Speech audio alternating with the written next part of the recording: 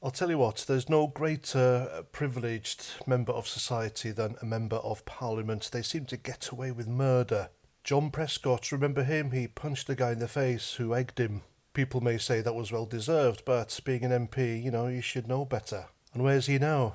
He's in the House of Lords, the great big socialist that he is. And I could go on. I mean, the expenses scandal. How many MPs were done for that? Not many. And that only happened because it was uncovered by a journalist, a real journalist, not left-wing activist. Otherwise, these greedy pigs, they'd still be at the trough, and they are, to a degree. These people, they don't get fired at all by their bosses, their political party leaders. They get side-shifted into different jobs, or they get promoted. And I've never understood that, be it either in Parliament or maybe a private company who promotes bullies. But one thing I do know, bullies always get their comeuppance, I promise you. Anyway.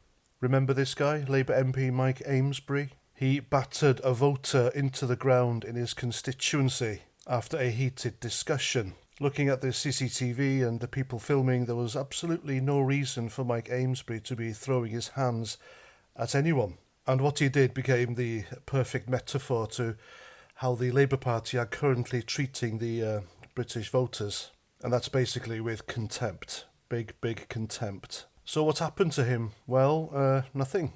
He was suspended by the party, but that's it. Now, if you ask me, if an MP starts battering a voter for no reason, then they should be sacked. But we all know why Keir Starmer won't sack him, and that's because there will have to be a by-election, and it'll be a by-election which Labour will lose. So Keir Starmer would rather keep on this bully than lose the bully seat, which is a Labour seat, to either a Tory or, worse still, Reform. And being suspended is nothing these days anyway, even if you're in a normal job. I mean, you still get paid. I mean, this guy still gets paid his tens of thousands of pounds and parliamentary privileges, etc. But he's also been kind of promoted.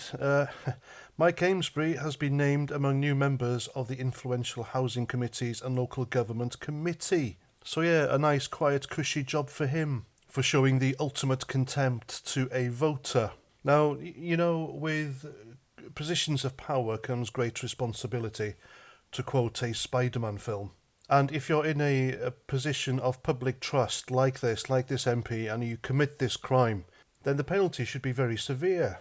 If you're a copper, for example, or a prison officer or an ambulance worker, and you do something like this, then not only would you lose your job, you're looking at prison time. But no, not for MPs. Why is that? I'll tell you what, folks, to fix this, we need to take away all their parliamentary privileges. We need to reduce their wages to the basic living wage and make that job of being an MP the same as being a lance corporal in the army. The hardest to get, but the easiest to lose. And Keir Starmer keeping this guy on for fear of losing a Labour seat just tells you everything, doesn't it? The contempt Labour, Starmer, Mike Amesbury and the rest of them have for the voters is it's outrageous. And Mike Amesbury needs to answer for this with his job, if you ask me. And there we go, I'm Paz49, thanks for watching, and until the next time, Roger Trout.